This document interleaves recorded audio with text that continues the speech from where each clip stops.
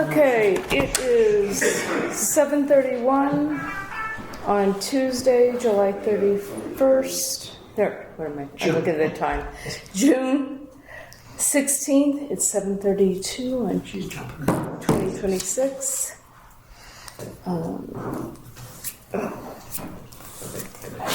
Isn't it working? Okay, thank you for that. I don't know what the hell is wrong with my printer.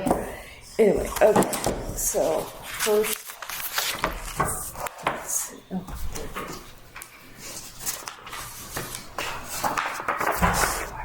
we have payroll for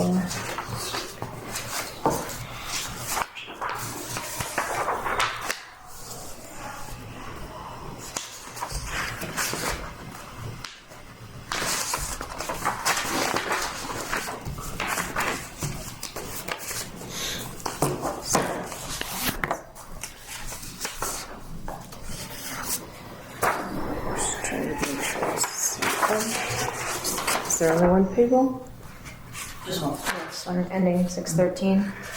Yep. Payroll ending for 6/13/2026.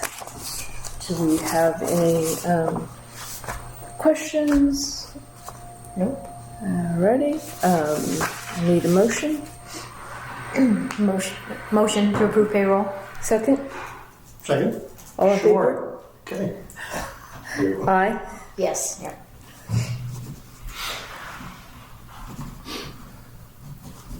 And since Brian and Parker aren't here, Scott is voting. Okay. Congratulations. I feel empowered. Okay, we have the Massachusetts Association of Conservation Commission, our dues. It's for $489. It's due on July 1st, so we need to get this approved and paid before the end of the year. It's going to need to come out of our notice of intent funds because we will not have enough money in our expense account to take care of this.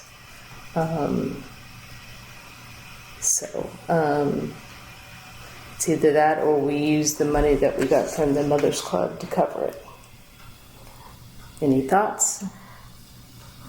No. Do we have any other upcoming expenses we expect? No, I've already submitted mine, so this is the last one for the year. Plus, Okay. I have to. Where's this one? She told me I needed to do.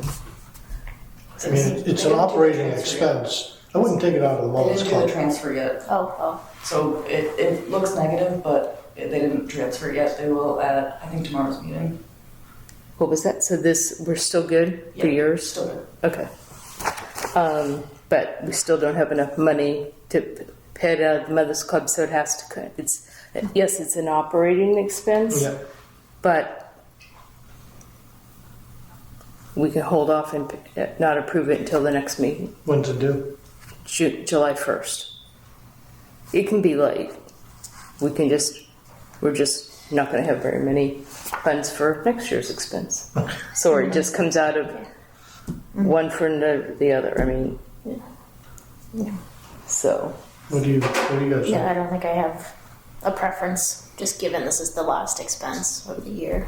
Yeah, and we'll just have to, it's either we hold off on paying it or we'll be almost over Yeah. spending for next Yeah, year. let's just So do it now. I think we just pull it out of the notice of intent fund. So I agree. when you, Okay. Erica, when you do that, that's the expense you want to, or the fund you want to take it out of. Do I have a motion to approve the dues? Motion. Second? Sure. Yep, say aye. Or second. All in favor? Yes. Yes.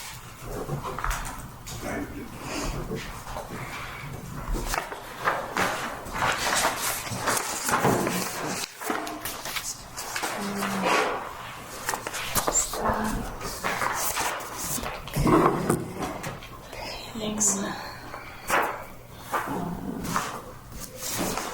So we have you've got the, a notice, from, Egan Development for 447 Harvard Street. What street? Harvard Street. It's the Well, senior development. It's for the Board of Appeals, it's not for us, but it's just our notice. So, let's see. They want a variance. The applicant wishes to construct 2 additional units on additional land and convert 3 duplex buildings into 5 single buildings. Yeah. So,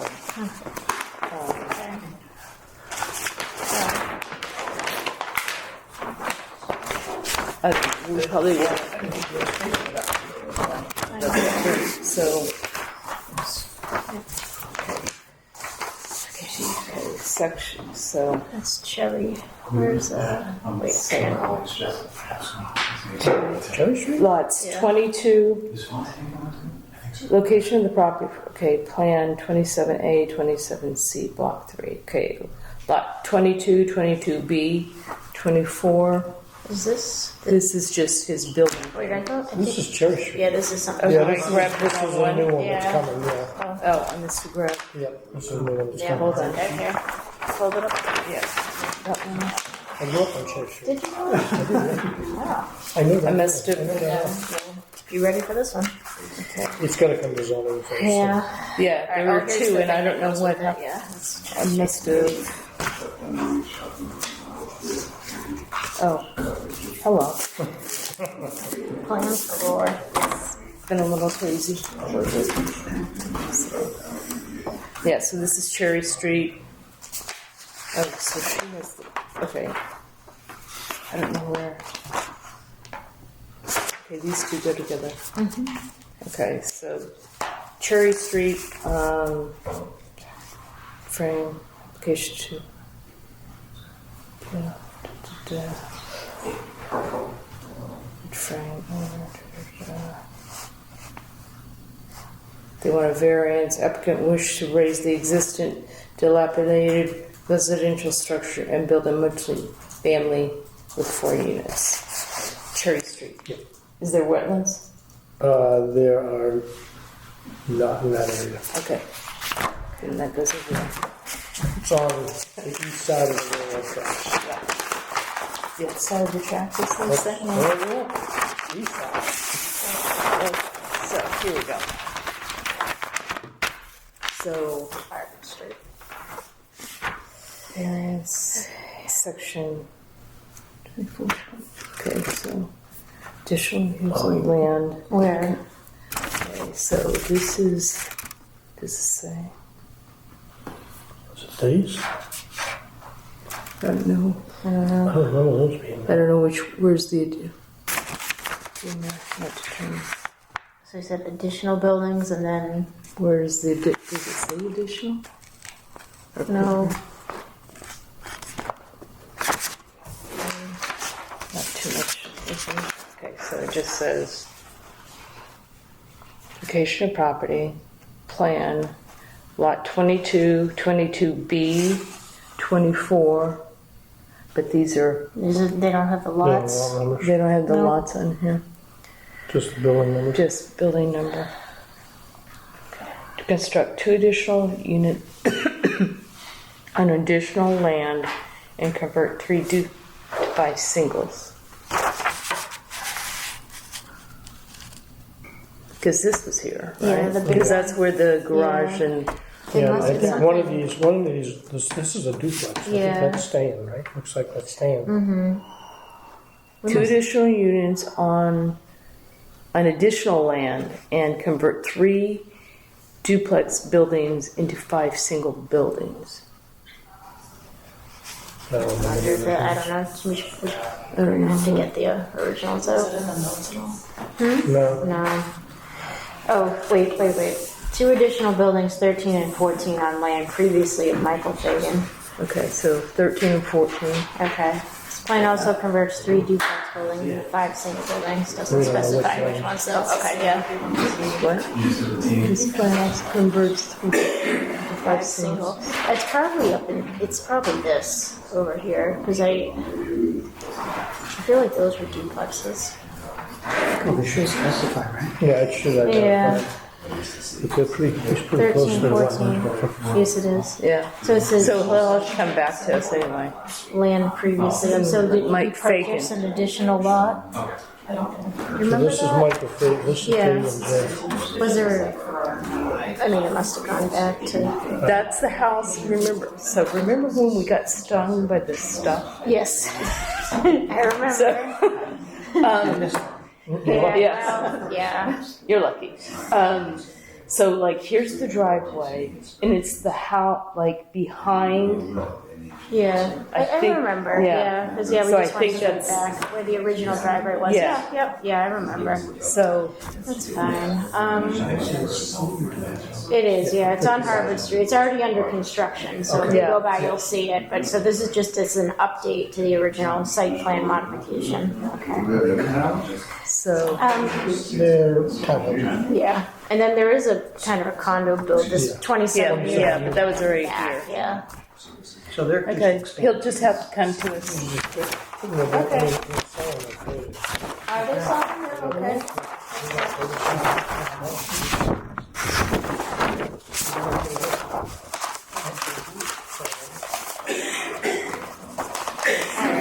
so it's a separate. So he's just gonna Yes. come to us then.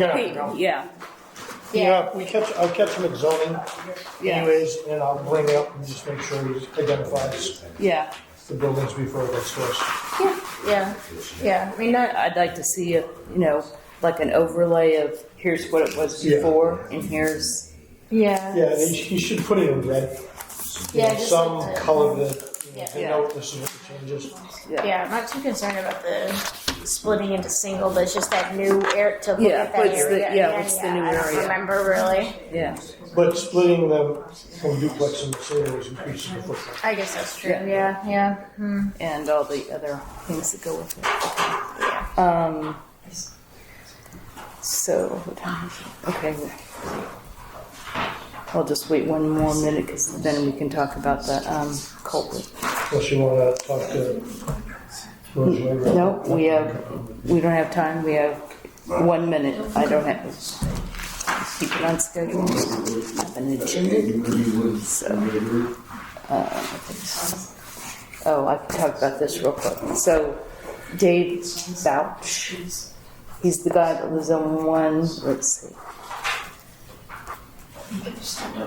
He's talking about 190 School Street, but he lives next door, but I can't remember his address. Anyway, he sent me pictures.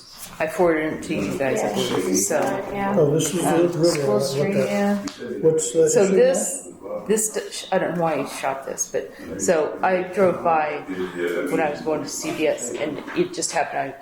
But there's gravel or dirt here. He's expanding his, I wouldn't say dirt, well, right now he's got 2x4s marking out a potential not driveway, just like double wide, but it does go all the way back here. Which has nothing to do with the wetlands. Is that on the left side of the stream or the right side? It'd be on the right-hand side. So it's where on- the it's away from existing, the street. yeah, it's like here, it's right over here, near the street. So this is the only thing, Oh, they added more stuff. Yeah. That's. yeah, so that's why he's complaining. But I think Brian was gonna look into that I have to look at our meeting minutes, to see what the status is of that, so. Okay, but just so you know, and it is 7:46, so we're a minute behind. Okay, so come back to this. So now we are the middle school street, jeez. The middle school culvert for DEP 3400486. So. Stephanie. Hello. Again. So I have who wants to take this. We put together like a 5-page memo going over all of the different regulatory agencies and kind of our interpretation. This is the new one. Yeah, sorry. I That one's didn't the look at it, ones- but No, that's okay. Brian. Brian, yep, and I talked to Brian earlier. Yeah. Did you have to make any changes? Yes, so we need 3 changes to the layout. As you know, they're very big. And I didn't cut them down for me this time.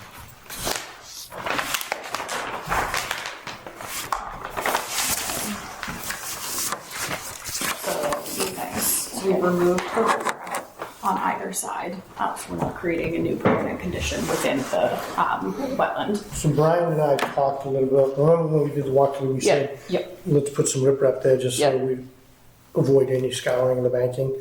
So Brian had him remove it, that way it's more like in kind. Yes. Okay. But I talked to Brian before the meeting, and part of the concern again is still there, that potential scouring of the banking. So I said we probably should put something in your purchase plan, because if we don't purchase the material and all of a sudden your budget, what do you do if you actually need it? So you could go with a smaller diameter rock. So we have the contractor and the general contractor and the actual contractor that's going to do the work. I don't know if you just had any questions for them or just wanted to point that out. But No, I mean, part of it was how it was going to be angled, how the angle was going to change, and we were concerned about scouring the bank, because this one's angled, and now it was going to be coming in straight. okay, So we were concerned about scouring of the bank. I see what you're saying. On the right-hand Okay. side. Yep. So we talked about putting some riprap, and I know Brian wants to take it out that way because Yeah. it wouldn't be like in kind, because there's no riprap now. Yep. So I talked to Brian, and it's like, well, what if we need it and you haven't ordered material? Now what do you do, right? You're gonna have the money for it? I don't know. So he said, either you could get it on the bill of materials at least to have some money available if you needed it because of scouring the bank, or even maybe putting some just underneath the outlet, but maybe not the large stone, because I forget what size. Remember they said it was large? It's like a foot.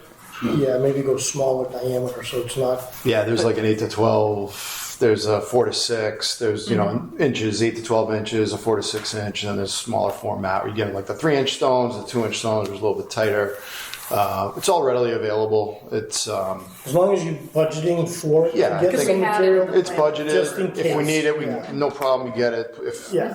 whatever. Yeah. If we don't, we don't. I get what Brian's saying, Right, but yep, then my because thought we'd was, be creating okay, a permanent just make sure you have the condition money. within Yeah, the just wetland. make sure you have the Yep. money in case it's in. Yep. Yep. But that changes what we talked about Yes. when we walked. Okay. Yep, so we also shifted this northern inlet back to the original, so it's gonna be in the same location as existing. We had previously proposed to shift the 2 over because the natural, just the way that the stream has kind of formed over time and kind of shifted, but to be more like replacing in kind, we've gone back to, so it's just like a 1-to-1, same location on And either I feel, side. I feel better Yep. about that because right now it's a 45, and that 45 is going to slow down Yes. flow. And now that you're going straight, flow could potentially increase. So I feel better having it over on that side myself. Yep. So when you're replacing, like, what are you going to start for? Which end do you start with? The one closer, The southerly. It's the. the one that's in the jungle, No, the other the one one. that's in front of the school. Well, it's in front of us. Yeah. Okay. The building is. So, It's a bit lower in elevation. and this is going to be like in August, right? If when we were talking, or whenever. Yeah, July. July. Okay. So you're going to have to take out the road, or. So how are you going to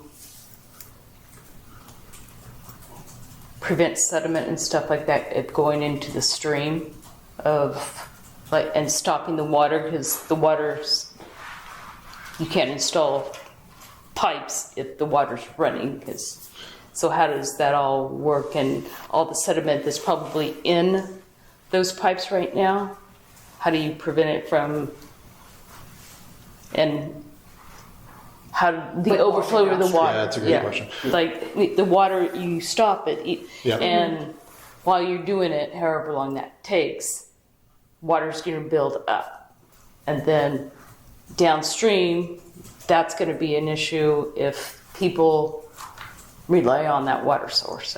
Which they do. Yeah. So I'm just wondering, what's going to prove? Can you move things around? I don't know. I guess to try to answer your question, the method you're going to use, you're going to bypass it. Yeah, we're gonna do a Yeah, full so we added bypass. the We're gonna- full bypass to the plan, so you can better explain it. Yeah, so to your point, just to kind of cord it off, we're going to dam it, and then there's a sump structure here with 3 intakes and redundant pumps with floats.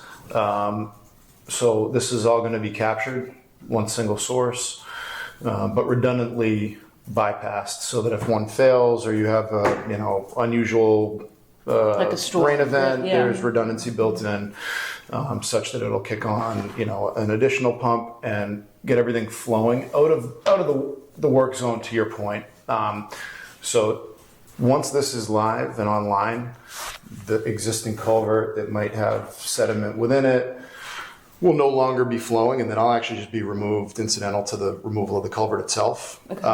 And so that'll come obviously, before we install the new culvert. But yeah, it'll all be dammed off, and so there will be really no risk of sedimentation from our work because everything's getting bypassed around and dammed off on both sides.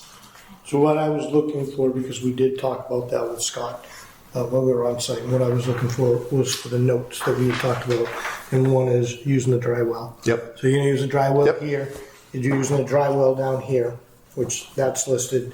You're using sandbags to Correct. dam off. Yep.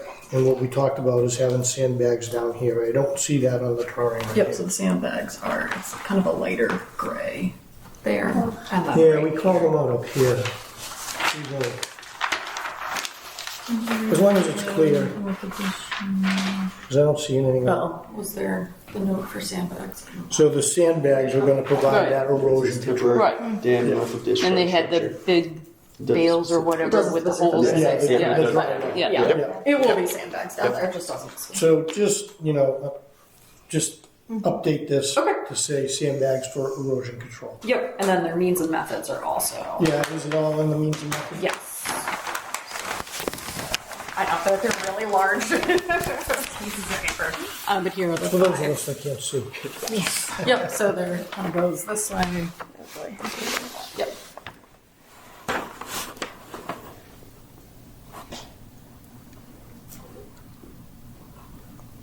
And then I would include something on here that potential riprap, maybe go 4 to 6 inch in the Okay. event of bank scouring, Yep. but let us know first before you do that. Okay. And you may not see it right away, you know what I mean, because it's gonna have to rain and then you get, And how long does the process take for each one? For each of the ends? Yes. To dam them off? And to complete you're gonna The dam it bypass off and, itself. yeah. Yeah, you're probably just under 2 weeks time to do the full damming, the bypass line, both sides, and get that operational. And then how long the second phase, if you wanna call it that, to replace, Approximately 4 weeks. okay. Yeah, so it's about a 6-week-ish time frame. Hopefully we- before school starts. Oh yeah, yeah, Okay. yep. And we think we built in overtime just to make sure of that. So, Okay. Yep. Sandy, do we wanna go look at the dry well and the sandbags once they're placed, or? Yes, just let us know if you want to probably contact Ed first, because with my schedule, I might be able to do it, might not. Yep. So I'll just send to that email thread. yeah, Yeah, there you go. Yep. Yeah, we'll Yeah. figure it out. That way everybody knows. that way everybody knows, and then whoever can Don't make just it. come to me, because if I miss it, I'm in trouble. So, I have your number too. any other questions, comments? No.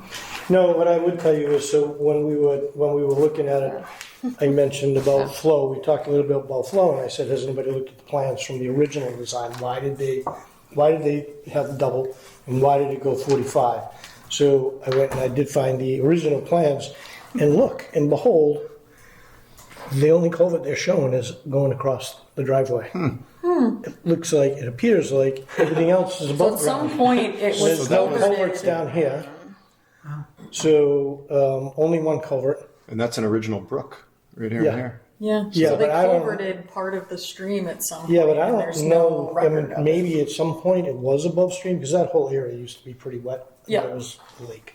I mean, And, the soccer field was super wet. oh yeah, Yeah. 100%. So, I don't know, but you know, we're going back to 1970, so I tried to get a hold of the architect, Yeah. but they're out of business. I mean, think about how many years it is. So they built this originally, and then I bet that 45 and the extent was an extension later at a later date. Maybe, which Yeah. we Maybe have when they no- decided which we they have no wanted to put record the of. soccer field in. Yeah, yeah. Maybe, I don't know. Yeah. but it's funny because it's showing single and now it's double. Right, and now it's double. So I was hoping to understand why was the 45 there for flow reasons and blah blah blah. blah. No, Why it's probably they just do, because this is what But was it done came and then they empty-handed. connected But to it. I'd say we put it with a file anyways to show due diligence. You know what I mean? Yeah. So, What year was that? Yeah, 1970, yeah, so, yeah. 70. 70. Yeah, 1970. But the school was put in 73, so the plans were approved in 70. Yeah, it was probably just going through the process of finding money. Yeah. And it was before the Conservation Commission. Yeah, we're lucky we still have the plans. DPW has them. Yeah. So, okay. Okay, I'm good. All right. I think the riprap makes sense. Yeah, at least have it on hand Yeah. if there's a problem, you know. Yeah, but not giant rocks. yeah, I can add the note about the riprap and just update that call out to say sandbags and email you over the updated sketches. Okay. Cool beans. Yep. All righty. So anything So we have else to- from us Nope. necessary to do the Just- amendment? Nope. Just notify us when Absolutely. you are good to go. Well, I would say good to go, but you know what I'm saying. Like, and then we'll come out and we'll look and give you the thumbs up, or you know, hopefully it's a thumbs up. And yeah, and then you're good to go. Awesome. Just if any changes, anything comes up, just let us. You know, that way we're not gonna stop anything, but Did you put, also we're not gonna be. You know, I didn't read the notes, but did you put filter paper around? Yeah. the Yeah, salt? the meeting methods included around We it. got fish going in there. Sandy, do we have to vote on it? no, because this is just. All part of the same. I think so. Yes, it's an ongoing communication Yeah, third line right here. Yep. and it's all in here, so. Thanks for your diligence. Yeah, thank you. Yes, thank you. Thank you. Yep. Appreciate it. Nice meeting you all. Okay.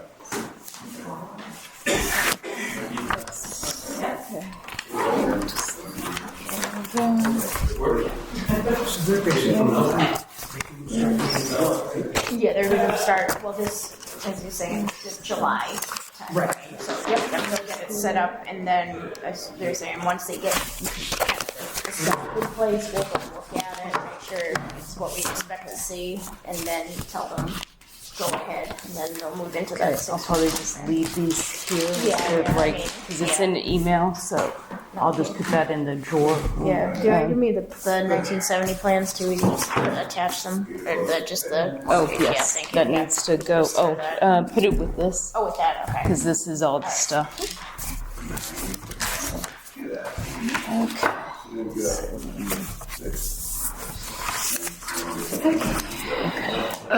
So this is this wasn't part of the original plan. This is something we found out later that Last week they had to redo. yeah, they had to redo Okay, it. so let's, It's an amendment to the original plan. Is asking for the riffraff. okay. It's like yeah, basically to keep things in place and hold everything. So I believe you are here to find out information about Off-Rose Way. Yeah, we'd like to, number one. Oh, first, I need you to Identify yourself. identify yourself, your name and address, please. Okay, I'm Patricia Gleason, or known as Trish, 20 Rose Way. First house on the left when you come into the development. So My fellow neighbors, do you need their names or just me? only when they ask a question. Okay, so my question is, we had, Sorry, Brian just chimed in. Okay, sorry about that. we've had many sightings of surveyors coming down to the property and no feedback. So, is it possible you can give us some more information? Is it the same amount of land that we were looking at previously as far as going across the wetlands? So the delineation line that we approved, when was that? Was it April? Well, April. It was something. April. Yeah, April 7th. I think so. April 7th, yeah. So Leanne and Ed had gone out in March Yes.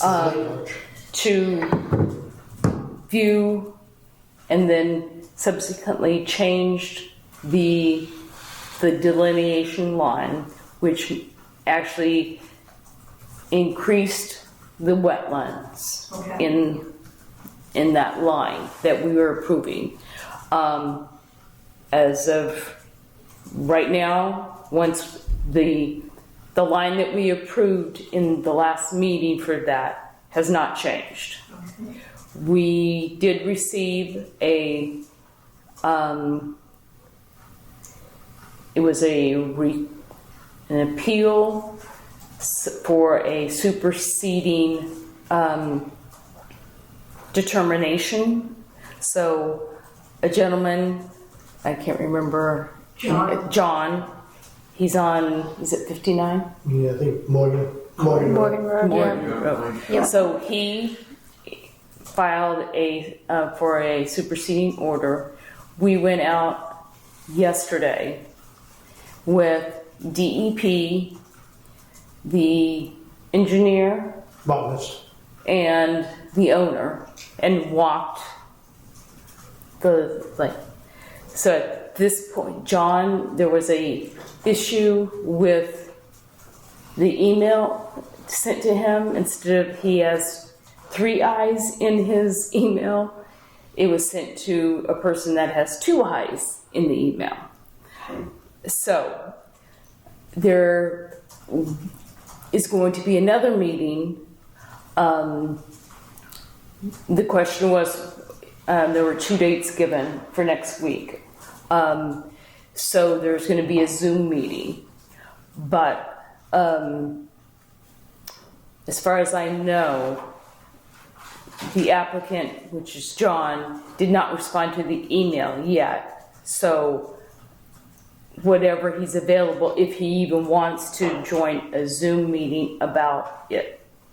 There's only going to be a Zoom meeting because he does not have permission to be on the property. That's being, is part of this determination. Right. So, He understands that. yes, so that's all that we have right now. So the line is still the line that we approved. It's in the process of going to DEP. So right now, it's the process of the superseding. DEP walked it with us. It is me and Ed and Peter and Jacqueline, and like I said, the engineer, owner. So the next process is if they have the meeting with John. Okay, and who will be at that meeting for the Zoom? It's the same people in addition to John. So it'll be Jacqueline and Peter from DEP. I will not be on it because I will be out of town next week. I'll be on it. Ed will be on it, and then I presume the owner and the engineer. And will he be able to have a copy of the new survey of the property? There's no new survey because the line that we determined, John already has, Yeah. because he was sent that the day after or the 2 days after our last meeting. He asked for that. I sent it to him through email. That's the form, you said that's according to the April 7th meetings? Yes. He had received that within, Yes, he had that. okay, I emailed that to him. okay, And the in our document, I can't remember, it's a WPA or something, whatever form it is that we approved. So we sent that to him, and so he has that. He used that to file the superseding. so he needs to get back to whoever. He needs to get back sent him that to note. Jacqueline that sent the email, who accidentally sent it to the wrong email the first time. Okay, So he just needs to get back to her and say, yes, one of these 2 dates works, or no, it doesn't, and can we do it this date? Or he can say, I don't want to have the Zoom meeting. and what will he learn at that time? Because I don't think he's aware of what will be discussed. He should, because Jacqueline talked to him yesterday Okay, when we were there on site. okay, We had a conference call with him. Yeah. Before our walk, we had a conference call with him. okay. And is DEW, or DEP. DEP, they have looked at the stream that came down between two of the houses that Egan had to address, No, because that's not part of the plan. but it dumps down into that area. Is that the pipe that we had identified? Is that the pipe you're talking It's about? between the Bergerio and the Firma's property, the second and third house from the end. Yeah, if it's not associated with that particular lot, they're not gonna look at that. Yeah. Even if it comes down underneath the road. I know that as part of one of our walks, we did find that there's a drainage pipe that's dumping into that land, that shouldn't be dumping into that land. It's possible. But that's a different, and somebody said it was because there's a spring. But that's outside of the issue, the The animal. only thing that we are discussing about this is the wetland line. Yeah. That was in the, on the plan. The property Yes, that- that's the only thing that will be discussed at that next meeting about the superseding. Okay, They are only going to discuss, is this the correct, from our professional knowledge and the, all the maps and everything that they have, is this, and they've taken soil samples and things like that. okay. So does this, I did not know that. is this the correct line? Okay, And then they will determine if our line that we said is good. If they say it's not, and they change it, that becomes a superseding order, and the Whitman Conservation has no control after that. okay. Will he get a report from the DEP at the state level? He will get I don't know, he'll get a document saying if they agree with our line or if they don't, and the reasons why for each. If they say, nope, the current line is correct, we are basing it on this. If it's incorrect, we are basing it on this. It's totally facts. He will get he'll get that. If he then can file another, and I can't remember what it's called, another appeal, but that's a legal one. Yeah. And that you have to, it's a higher hurdle to climb to prove that our line, and that goes to almost like a trial. Okay. So, Just out of curiosity, I know when we were here before, it was pretty hot, and everybody was like, ah! And it was mentioned that after everything goes forward here, it goes to planning and zoning. Can you give me an idea of what's the first step after you? Is So if whatever is determined, if the line is the line, then it's up, the owner of the property will then, from what I understand, it is currently zoned as residential. so the part that was commercial has changed? I don't know. See, when it goes, it doesn't matter right now. When they go to the Board of the Appeals or the zoning board, it can be changed. Okay. That's part of the process. So they can put forth, I'm the property owner, I want it kind of like what we had like here. The application for, this is for something else, but it reads, application to the Board of Appeals. The undersigned hereby applies for a variance in the terms of zoning bylaws on the property below. And it just describes. And then they submit plans and all the documentations of what they want to put on that property.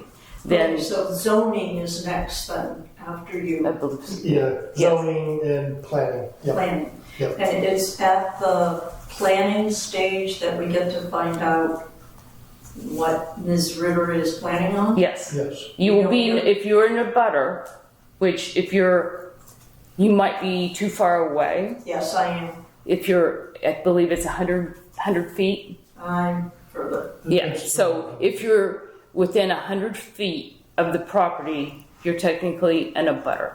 Okay. So, And they tell everybody else and we all. Yeah. yes, so they will get, those people, the abutters, will get a certified the return receipt, the green cards Yeah. that they got before. Okay.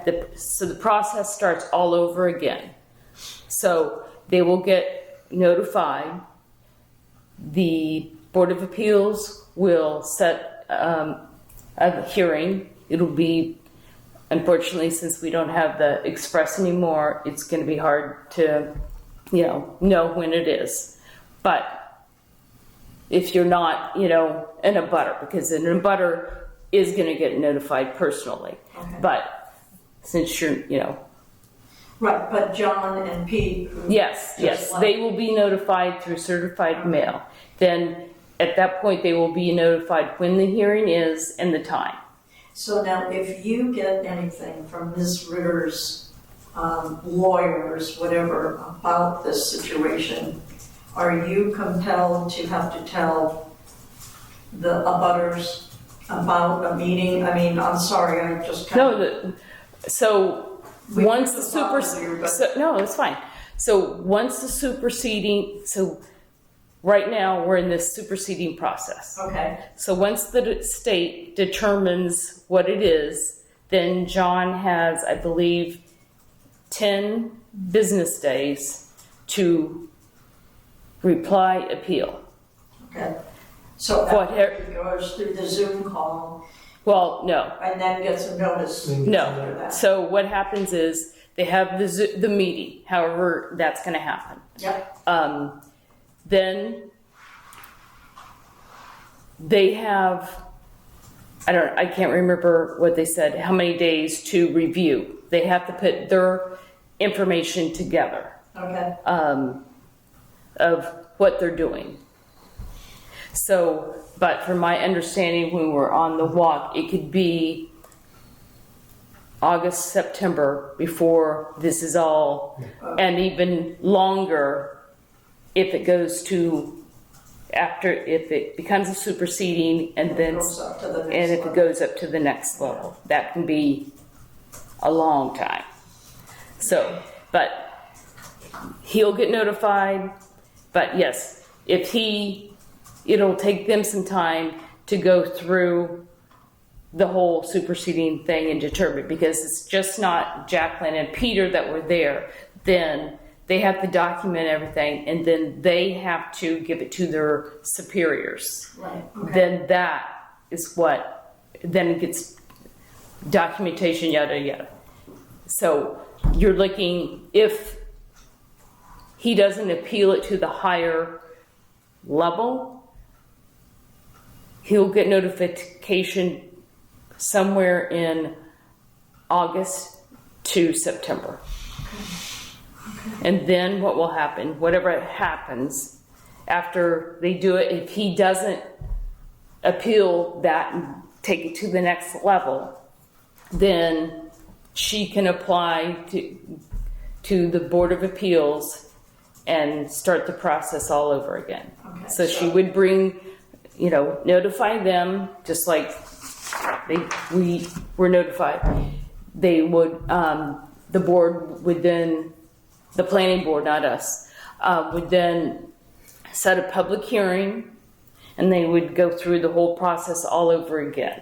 Well, they didn't go through that process because they haven't done it yet. So it'd be a whole process where they have submit plans, like what it's going to be, like whatever type. If it's going to be senior family homes, maybe they're going to open a shopping mall, whatever it is. They have to have soup to nut plans to show, like, here's a tree, this is going to be a tree, this is going to be a street, here's a street light, whatever it is, Very deep. they have to put that down.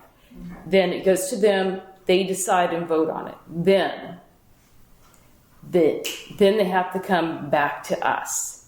It'll be called a notice of intent. You will then, the abutters will get another notification. This isn't a fast sweeping process at all. So then we would go back out and walk it again. And is there possibly a way we can get the minutes of meetings from like the last time we were with you on the 7th? I mean, I'm taking crazy notes Yeah, here. everything's recorded. It's and recorded on online. the YouTube channel, but yes, we could. You can email Erica. But we have to approve the minutes first. So it's a process. So, like, for example, this is the June 2nd meeting. Did we talk about? So which meeting do you just want?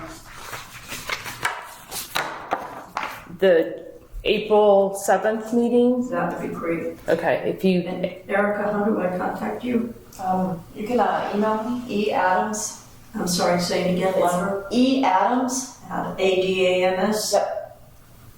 At whitman-ma.gov. NA.gov. Okay, great. Sandy was saying on YouTube, if you search for Whitman Hanson Government Access TV, recordings of all meetings are on there. So, yep. I know that one wasn't though, because I don't think there was, unless it was somewhere and I didn't see it being, because we were upstairs. Sorry. Is this being recorded? It's not videotape. Oh, it's just sound only. It's We just have a sound tiny only, little. yeah. That's Yeah. why we asked you to identify yourself, so we know who's speaking. Yep. We don't know when they play it on the cable access. yeah, Okay. There's no set schedule, they just rotate. Yeah, so it's not on the actual yeah. television. And the minutes themselves, like the ones here, aren't on the website.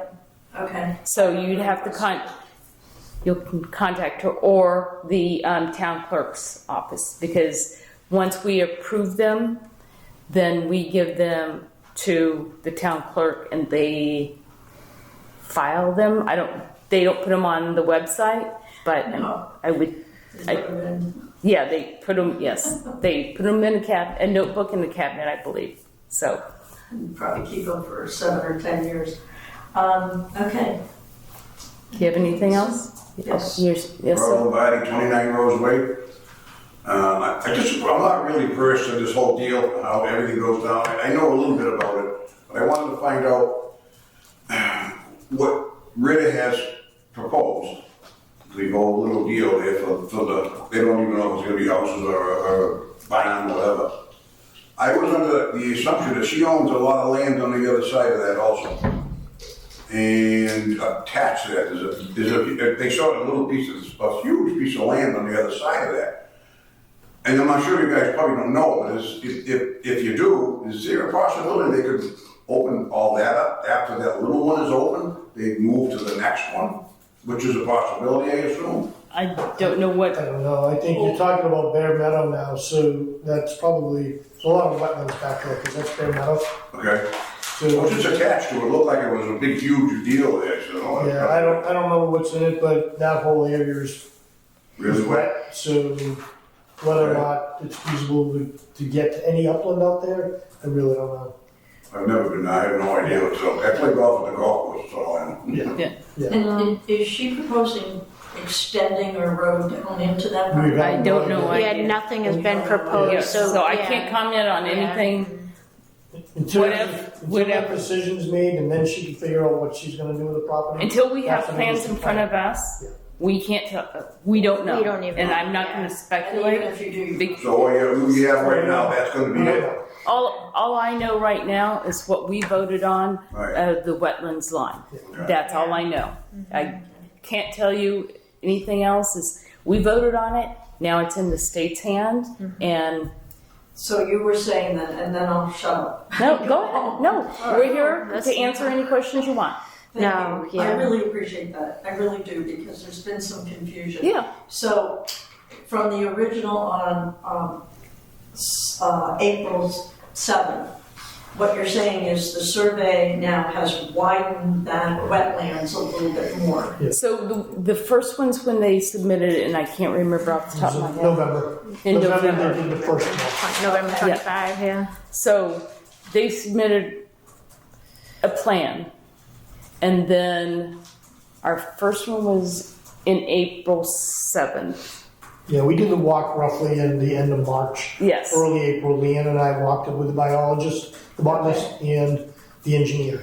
Okay. And during that walk, That's we when made changes to the flagging of the wetland boundary. Yeah, so they had already gone out previous to us going out, and they placed those wetland flags to show, to define where the wetland was. Okay. And so what we did is we followed the map of the flags. We walked to each flag with Everyone. them and reviewed each flag along the way. And so in the course of that walk, we actively made changes. A lot of the flags were moved back, and that's where the wetland became it was defined as a larger area. So it was a very active walk again. So we were looking at we're looking for water, of course. We're looking at the vegetation. The gentleman who was with us, he did look at the soil as well. He had a tool that you can pull up the soil and yeah, look the at auger. it. That's The what I'm auger is what it's called. Okay. So when they do the auger, Animal stuff too, where the animals are out there? No, because that's not necessarily indicative of Yeah. wetlands. yeah. So vegetation and soil. Yeah. Okay. So they dig Yeah. down, and I can't remember how many feet. Yes. But if you go on the state website and look for soil and stuff like that, you can see the different colors of what determines wetlands. It's not like the first 5 inches; they go down a couple feet, and they twirl it and then dump it and then twirl it until they get down as far as they need to be. Okay. And then at that point, they look at the soil. There's a book, and I can't remember what it's called. We need to buy one. It's on my want list. Anyway, that's another club thing. Anyway, so it has a list of colors, like for sand, organic material, all these things, and it goes from like a yellow to almost black. And it in the book it defines each layer. Yeah, that's what they do. Yeah, so they take that. Here's the auger. They lay the book next to it, and then look at the colors that are in the book versus what's in the auger to determine, is this wetlands? And does drought affect that? I'm just curious. No, because it takes a long time for hydric soils to develop. It takes a long time. It's So not, just because it's been dry for a year, And that goes back to, I think we've mentioned before, but just to mention it again, when we define wetlands and we approve a wetland delineation, it's only good for 3 years. Yeah. So if she doesn't act, Yeah, if nothing but happens.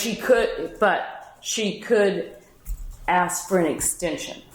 So if before the 3 years is up and she hasn't done anything, she can notify us she wants an extension, then we would have a meeting and approve the extension. Okay. Sounds good to me.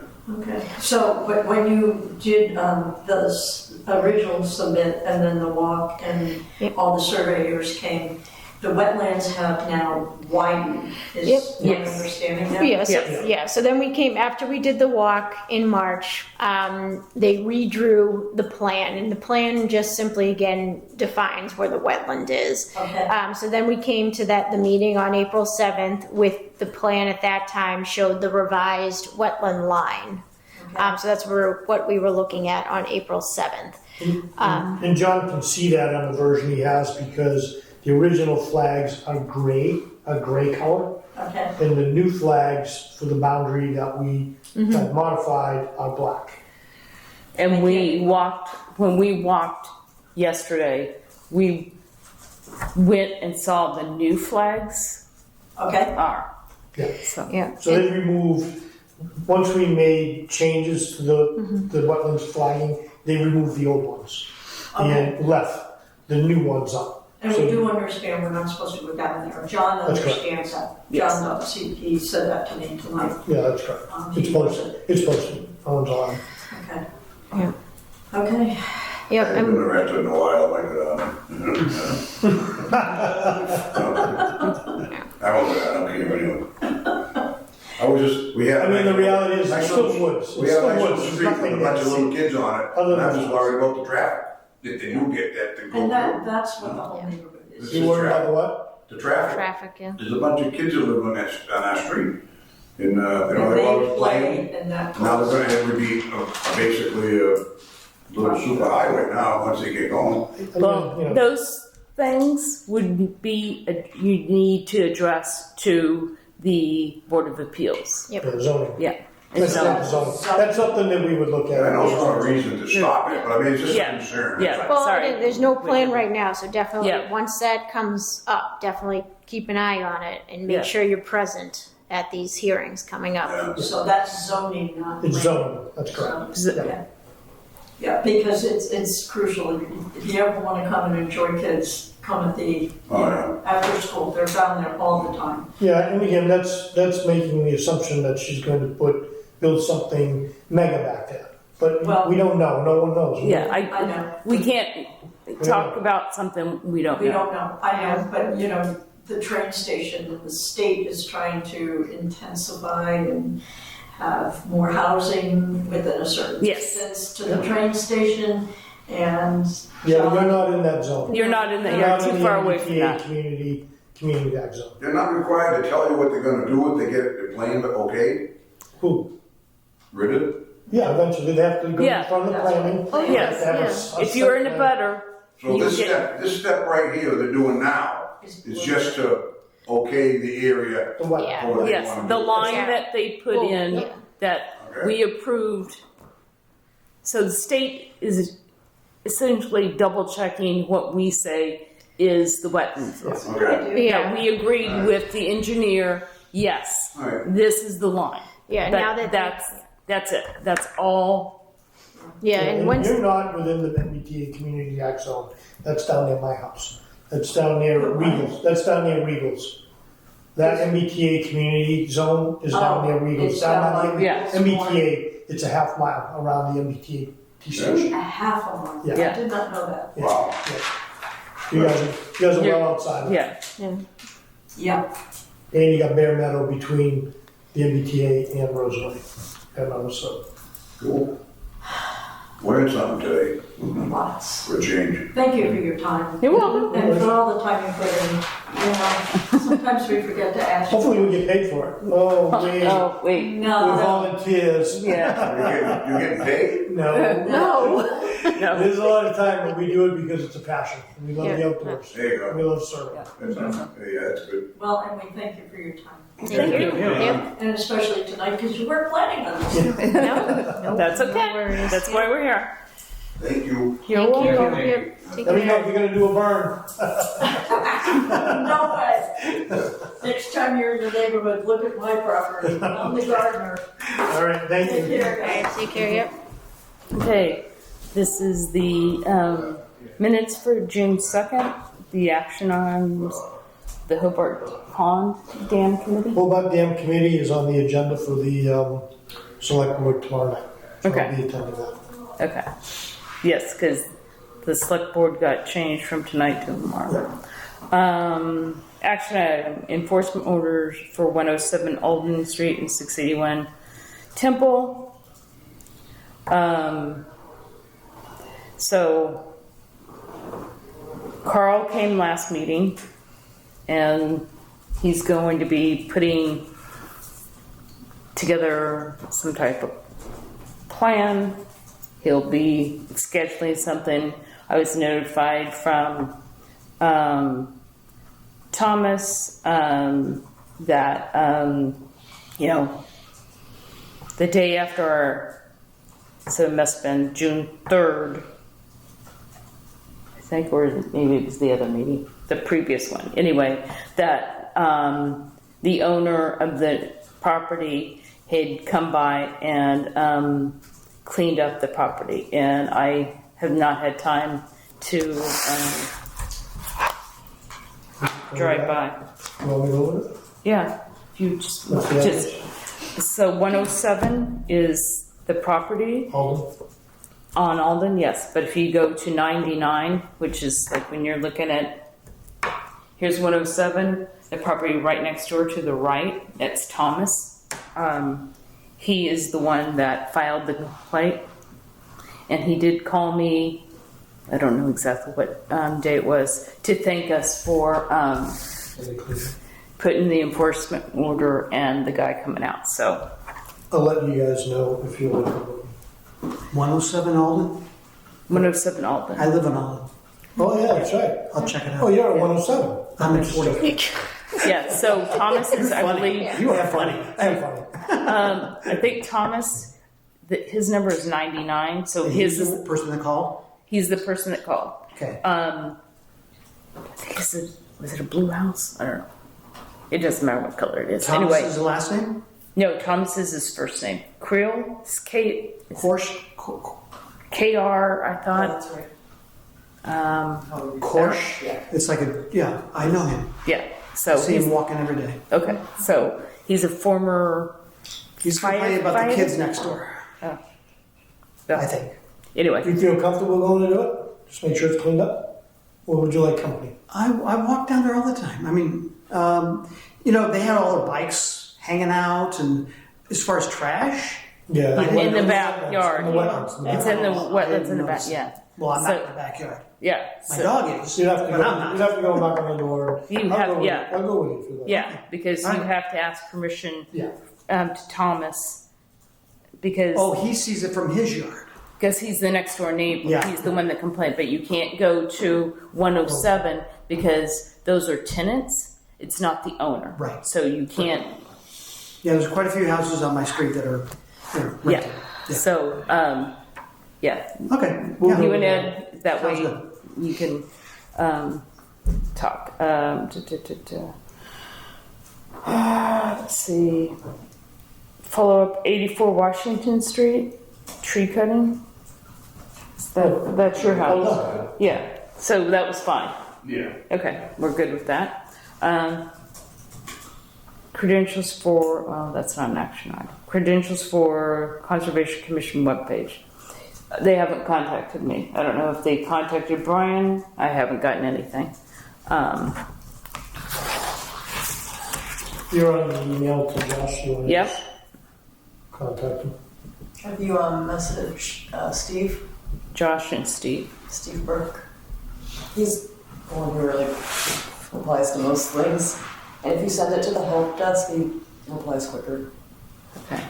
What department is he in? IT.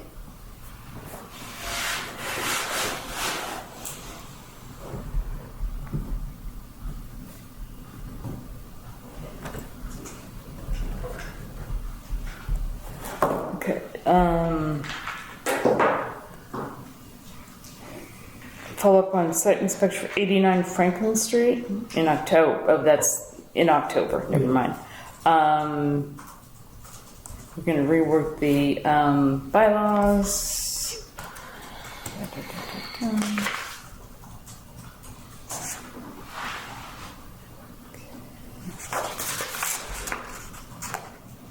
And that's it. So, are there any changes to the minutes? Could be.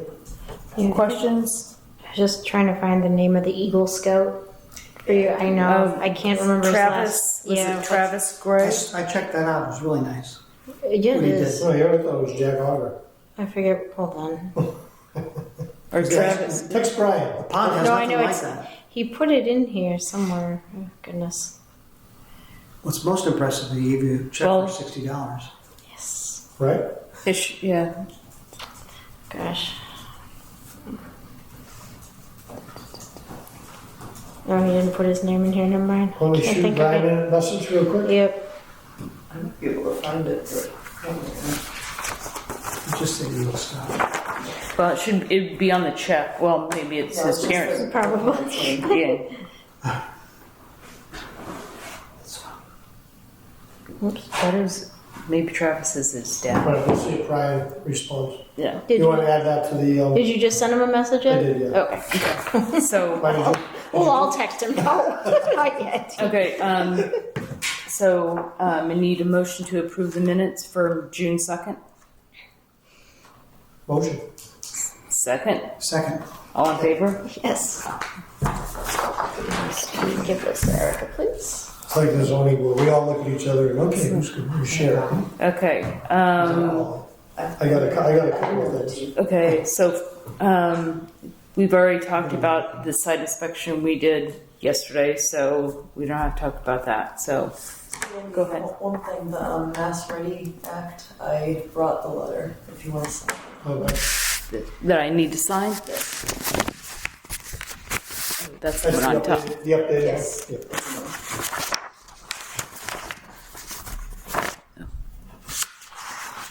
Why do I have two copies there? Jack Travis. See, I was close. He was close.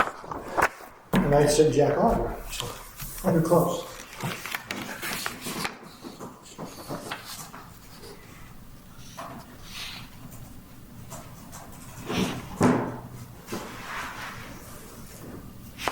Okay. Oh, this one.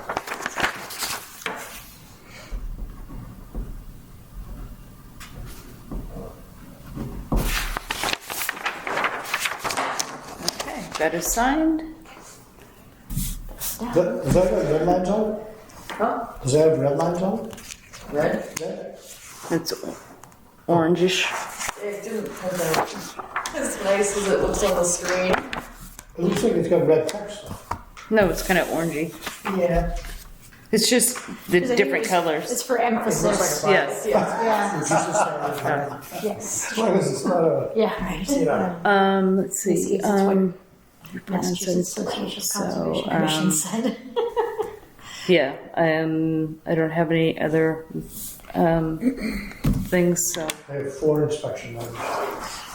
okay. 9 Wild Turkey Lane. So this is the house at the end of the cul-de-sac where they're adding an ADU. They're also doing some work in the garage space as well. I contacted the architect. He wasn't sure who was going to take care of the site plans, who was leading it. So he contacted the contractor, and I never heard from anybody, but the contractor came in to get the permit from the building inspector. The building inspector gave me the contractor's name. His name is Jim Callahan. And I called him, we had a nice conversation.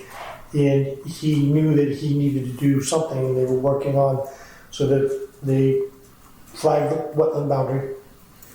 They're updating the drawing, the site plan of the 100-foot boundary, and the ADU is within the 100-foot. So I said, okay, you need to file a notice of intent and come in front of the board. So you should be hearing from him at some point. But if you don't, he didn't quite understand the process very well, and I put you on an email, so I sent Yes, an email. and you're on. Yeah, Well, you had said with the town, so I sent an additional reply in all that a notice of intent is filed with the state, Oh, so, not okay. us. But it comes to us. Yeah. So he has to give, and in the email, he needs to provide 2 of everything. So I need 2 notices of his intent, and 2 sets of plans.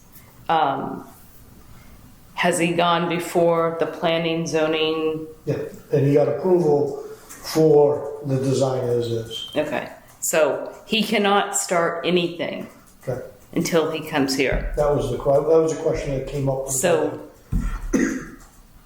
did you make sure he specifically knew that? He didn't ask me about that. Well, so we didn't talk about it at all. Okay, well But then we'll I'll, follow up on it. yes, he cannot Yeah. start because if it's in the buffer zone, no, Yeah. it belongs to us. Yeah, he asked the building inspector if you could start on the other side, outside of the buffer zone. No, And I think because Jimmy it's all, told him no, because it's all connected. it's all one project. So You we can't, can just follow up with him, just to make sure he understands that. yeah. What's his name? Jim? Jim Callahan.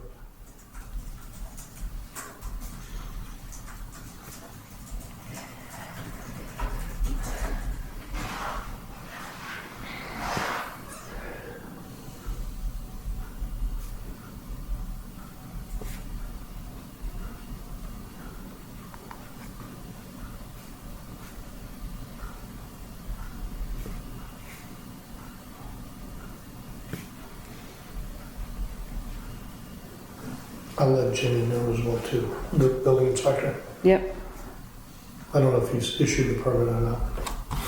Okay, next one. And the other one is, so 315 Commercial Street, so this was Oh, that's the the person, inspection for the burning. the burning. So I had mentioned the last time that we weren't allowed on the property, and Parker, Scott, and I decided to go take a look at the rail trail, proposed rail trail, and Bear Meadow back there. So when we were back there, we had an opportunity to look at the wetlands, and none of us saw any active dumping within the wetlands. So what's occurring in the buffer zone, not really sure because that's in the backyard, but there's nothing in the wetlands that we saw, correct?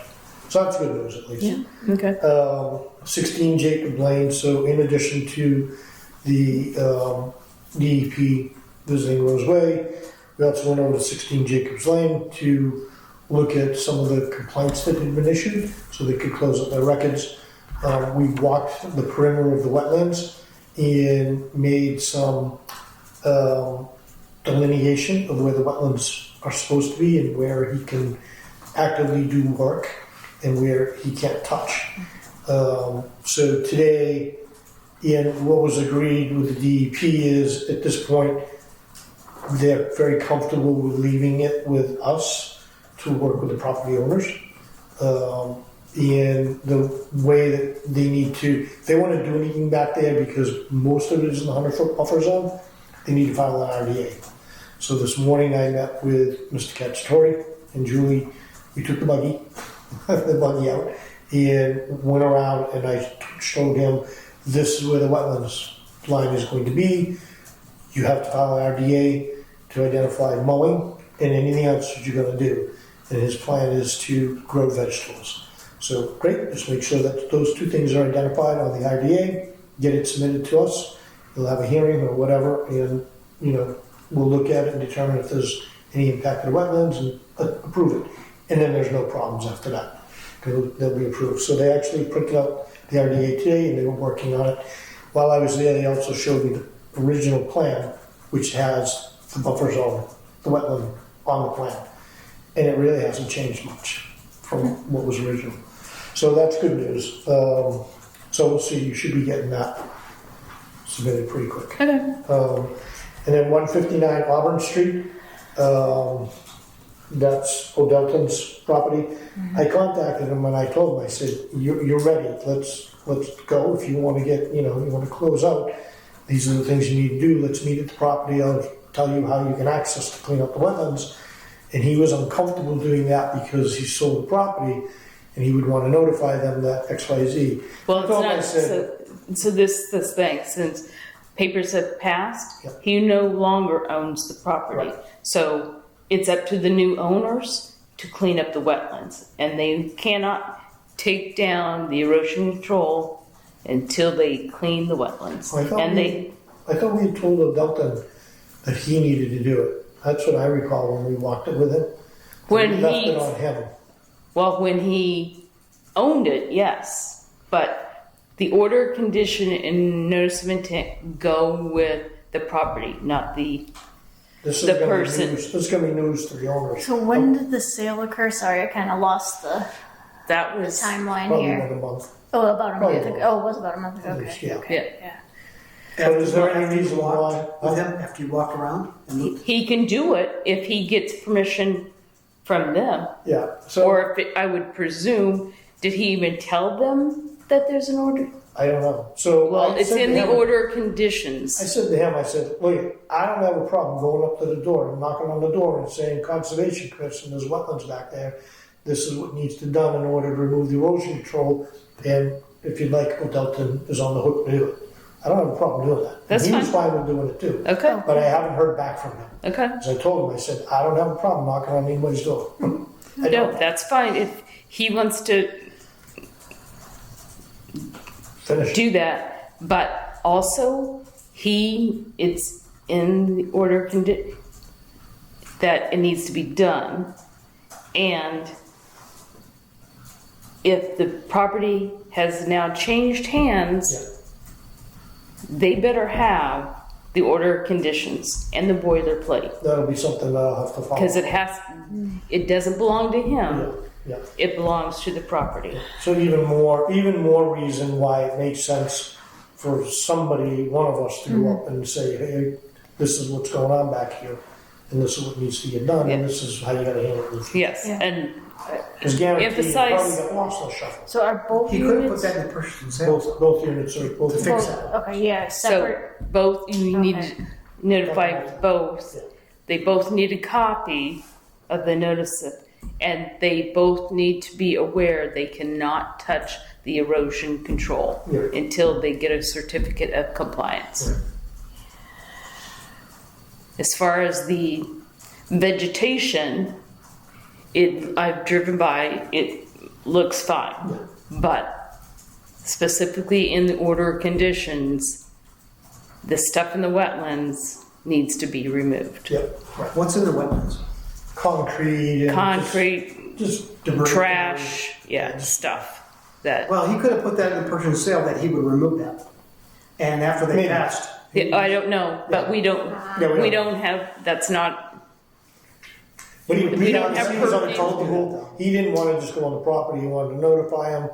But he should have he's done just that during, uncomfortable with it. So in my head, I'm like, let's just get this done and off the plate of everybody. See you later. Bye. I don't have a problem because conservation is wetland. We're going into the wetland. Yeah, I think it Yeah. makes sense Easy because just Yeah. saying it goes with the property. So they need Yeah. to, and I don't think Odelton has shared. No, and probably he probably yes, didn't but put they it in purchase need, and sale, so, yeah, you need to yeah. emphasize, and ask the new property got a owners copy. if they have a copy. Yeah. If they don't, he needs to provide it, and it's not on us to make sure they get a certificate of compliance. Yeah. If they don't, the erosion control stays up. It's really on him because it's his money Yeah. that's locked up. Well, if they put money back, if they held money They back, probably did. you would hope, Okay, but so- some people don't know. I think to me, it's a good opportunity for some education. That's You know fine. what I mean? So And just make sure, did we put in there that it needs to have a sign? there was a sign there, and I mentioned it to him. I said the sign needs to go back up, even if it's not in there. I think the sign. But no, a sign in the wetlands. back that Yeah. these are wetlands, no dumping? Yeah.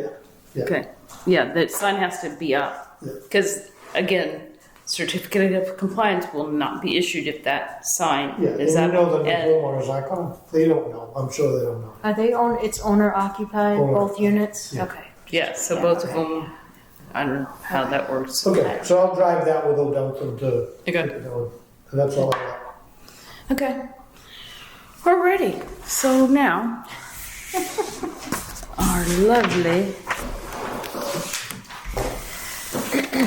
the bylaws. So, Okay.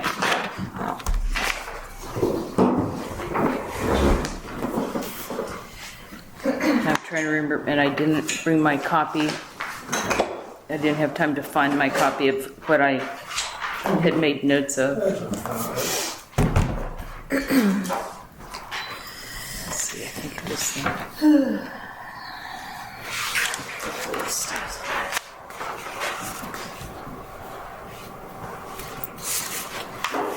I wasn't gonna throw up the bylaws. Do you but, want to look at the RA? your risk assessment? Yeah. One thing I did want to point out, so one of the things that came up on the town, the conversation with Steve Egan was around the fencing. In the section for what we consider minimal use of the buffer zone area, and one of it was fencing. Okay. And it's the exact wording that is in the Massachusetts Wetlands Protection Act. So it can stay. And I printed out the copy. Fencing, provided it will not constitute a barrier to wildlife movement, stone walls, stacks of cordwood. So minimum disturbance. It's in there as well too. Yeah. Okay. So I don't think we need to take it out. No. But it's interesting because, with respect to fencing that doesn't restrict movement of wildlife, you're really just talking post and rail. This chain link, is going to, or slat or whatever. Yep. It's going to restrict movement. The reason why people put fencing up is for security reasons. So, but again, what we're saying is minimum, but are we comfortable, if somebody wants to put a chain link fence up in their backyard because they have kids? I think that's fine. I do too. Right now, it doesn't say that. It says provided, the Wetlands Protection Act says, provided it doesn't constitute a barrier to wildlife movement. All right. Hold on. All right. So this says nothing. All right. Fencing or fence? So it's that one Fencing. section. Oh, I see. Okay. Here we go. I got you. Okay. I was going to look through that. Yeah. for All you. right. Yeah. Fencing. Okay. Yeah, up there. All right. So it's right here. Okay. But, And this is the Wetlands Protection Act. right, so it's in there already. Yeah. But I don't know, as you think about it, if you did have a backyard, and you got small kids or pets, Well, so like, I put a fence. wild turkey, that fence, you could say it would, block animals, but it's actually keeping animals out of the backyard, and it's not, they can still be in, they can walk through the wetlands. Well, yeah, that's what I think it means. Like, does not constitute access to the wetlands. so maybe we need Yeah. to reword the language a little bit. Even though it's in the wetlands, we're sort of, So what does it say? Which page Well, is so this? this is Which- all right. And ours. What number? Whoops. Hold on. What page is this? 10. It's not like 6. Under minor activities within a resource No, area. But he's saying the language in the bylaw reflects the language of the Massachusetts Wetlands Protection Act. So it's, let's see. So I don't know.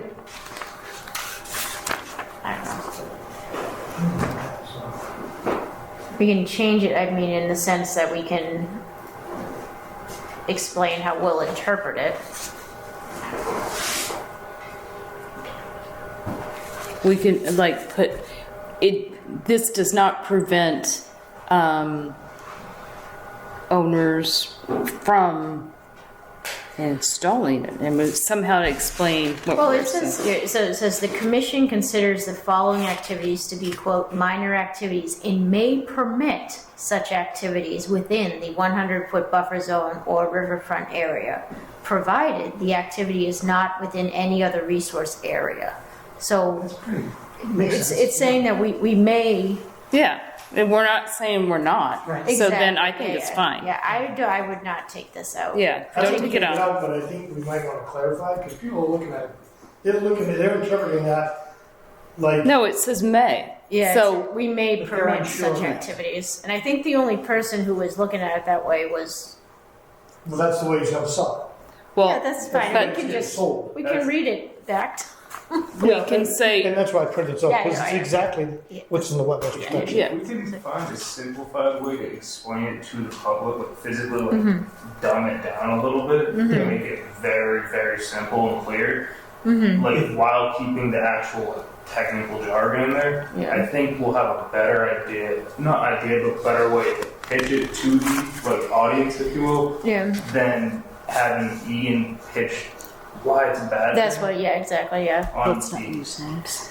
yeah. So we don't want them to build a fence within the buffer zone. Well, no. We may, with, yeah, that's what it says, we consider fencing to be a minor activity, and we may permit it, provided it's not within any other resource area, so. That's really nebulous. It is, It and that's is, the thing, it right. depends on the situation, that's where it gets tough to explain, and sort of, Well, what's the ultimate thing you're trying to accomplish? You don't want them to build a fence on the wetlands. No, Well, they- we're not saying that. within the buffer zone, Within- yeah, this is within, we may permit this within the buffer zone, yeah, you can't, you wouldn't put a fence actually like In the a in the wetland. wetlands. Yeah, Yeah. I put my fence up in my yard. Right. There are, wetlands behind my house. And that's Right. fine. And, and the fence may fall within the 100-foot buffer zone, and that's totally fine. I mean, I think it's just, it's something it empowers us to say no to a fence if some sort of extreme fencing situation occurred, I If think. you have any questions, just call Leanne. Yeah, right, yeah, You know, exactly. the reality is, we're probably never gonna hear about it unless it's on a site plan anyways, because a permit's not required unless it's over 6 feet. Right. It's zone, it's a bylaw. Okay, well, It's a there we bylaw. go. And that's good too, we can bring that up as well, because yeah, there is a lot of interaction with the zoning requirements on this too, and how our bylaws will interact with the zoning bylaws, so that's helpful to know as well. 99% of the people in town do not look at this. Yeah, no, for sure. I mean, But if they have a question, they could email or come in here about, putting something up. yeah, no, this would really only come up on a plan that we are Yeah. examining, Yeah. and if there was an issue with a fence, this would empower us to say no to a And I fence. think it's just saying, we consider it a minor activity, so go ahead and do it. Yep, and we may permit it Just in the make sure buffer it's zone. one that's not gonna disrupt wildlife in the wetlands. Yeah, like The it's way that reads, it Yeah. doesn't say it. right. Well, yeah. I mean, You know like, what I mean? we probably don't want to see barbed wire. It depends on how it's, I mean, depends on how it's like, well, that's interpreted. what we would say no to. Like, I would say no, personally would say no Yeah. to a barbed wire. Yeah. Unless it's farmland, you can't. Okay. You don't have to. Sorry. But see, yeah, I guess it's just situation by situation. So that's where it's It's- tough. And Right. I think maybe, yeah, as long as it says I'm leaving may, it in. I'm leaving it in. yeah, just leave it in. Okay. so I don't know if you can see this from over there or not, so I don't know if I can move. Come So sit, essentially, sit what I did behind him like we Essentially what I did is in the section where we have use restrictions, I did a risk assessment, looking at each one of those use restrictions that we had identified. And the intention was to determine the various factors that go into those use restrictions that we identified. What's the impact on the wetlands, being wildlife, soil, and water, because those are the real three elements of wetlands.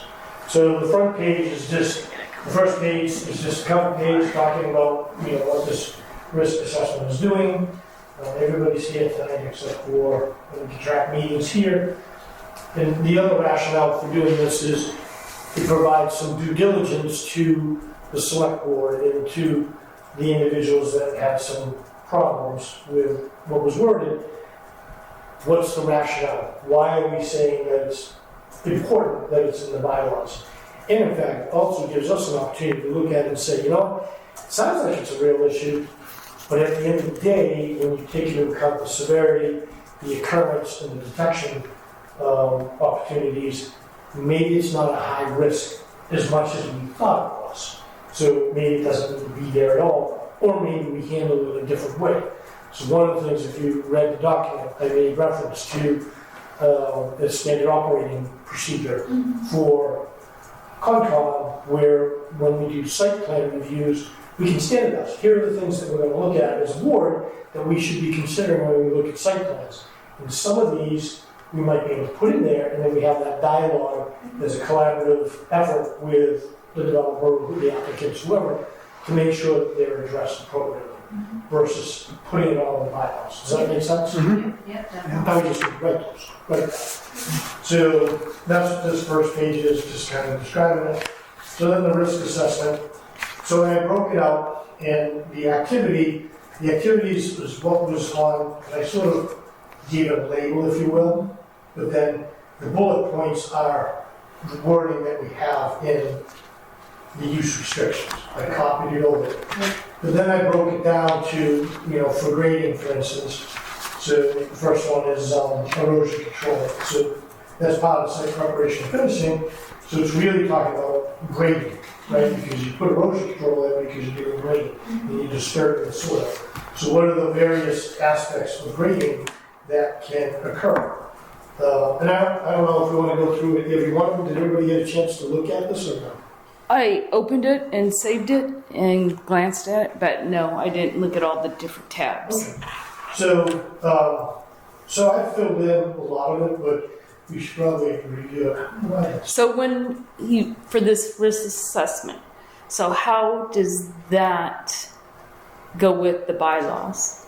So again, looking at this particular one, all construction activity adjacent within the 25 foot buffer zone must have appropriate erosion control.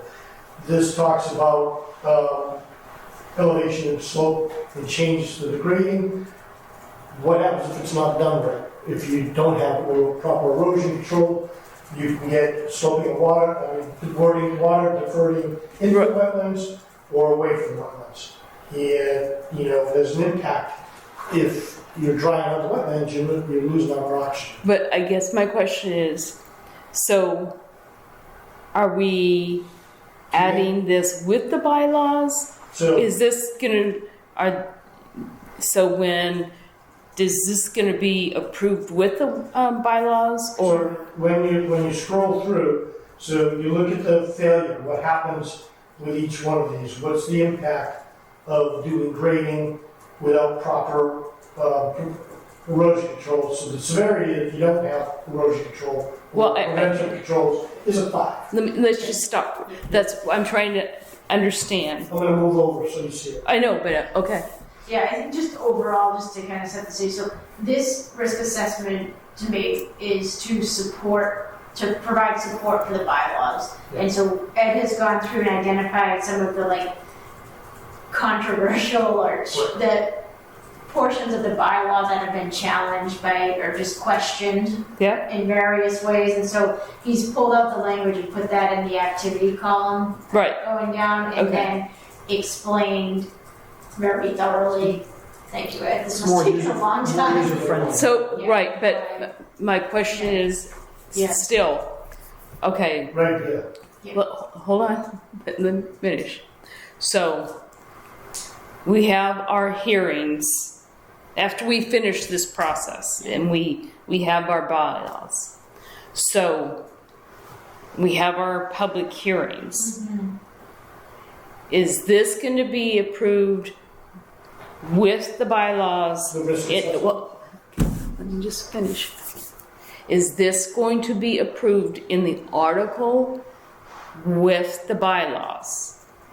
The So- risk assessment. Yes. This, no. Okay. This So, is a working tool for us. so this is when Just for we us. can. Okay, I'm sorry. Sorry, I just wanted to have the floor, please.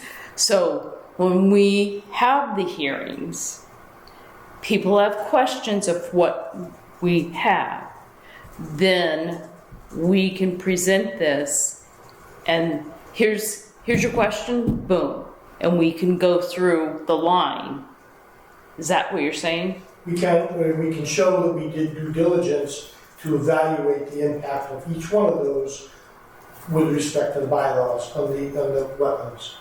Yeah, If you print this out, yeah, how many pages or, I'm not sure. I haven't heard it. okay. I mean, I saved it on my computer, but Yeah. then Leanne sent the bylaw, and I was just, I would guess- I tried so many times I rebooted I couldn't print the thing, so I don't have no idea. So, Yeah, and I would guess 11 by 17 is the way to go. If I was to guess 11 by yeah, 17, it's probably 3 pages, maybe 4 pages. okay, Yeah, I think we can like submit this to the select board. Like, yeah, If we're looking at presenting Yes. to them, we'll still present with our PowerPoint, which is yes, a more general overview of everything. But this can come along with it if they want to get into the details. And they know because they receive some of these complaints Right, and but questions. So then Ed can, like, as you said, be like, this one, okay, let's dig into the, my suggestion, just from when we had the one big thing that only 3 people showed up at, or was it? No, there were 3. Yes, the 2 people on Loring and Parker. That not an overview of the bylaws. We go through this, Through. not like not the high level. But I mean, we could start with the high level and then we move to this, because I don't want anybody. And we also, when we finish all this, we need to. One, I want paper copies and electronic copies sent to all the select board individually,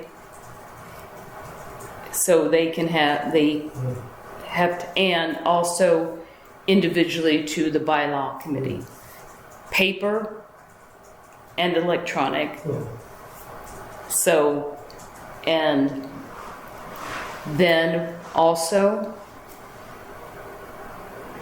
to certain individuals. Yeah. So, makes sense, yeah. Yeah, I think on the public forum ones, I mean, we did the higher level summaries. We also had the bylaws and the poster boards. If we were to go into the details, it's going to take longer. Which, okay.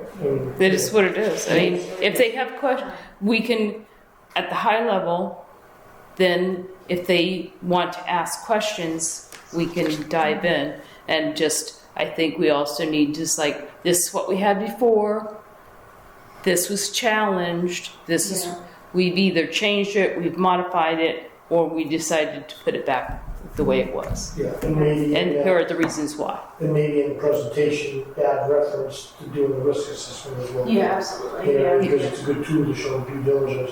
That means the presentation will need to be updated with Yes, a few more things, information than we already have. Yeah, there's a few things we need, so, yeah, because, I do have a question about the process now that we're talking about this again. So we previously went through the whole process, meaning we started at the select board, got their approval, they passed it to the bylaw study committee, they approved it without comment, then we moved to the public sessions. So now we're revisiting the bylaw. Starts Do we all need to over again. Start all over, Yep, okay, yes, everything. okay. Starts all over. So now in terms of timeline, I don't know if has it been decided whether there's gonna be the special town meeting in the fall? To be determined. Okay, all right. So when I talked to Kathy and Mary Beth, well, actually I talked to Kathy. So they've had in the past, because they hadn't decided. So they've had, town meetings September all the way to January, So we don't know. So, but the aim is why I wanted to have this done by the end of July, is so we would be prepared, because people thought that it was rushed through. Even though we did what we needed to do, we had our 2 hearings, and no one came, but they thought it appeared as though we were rushing it through, even though we did everything, we crossed our T's and dotted our I's. So, yes. Okay. But I just would like to be ready so we could talk to Lori, or actually Justin.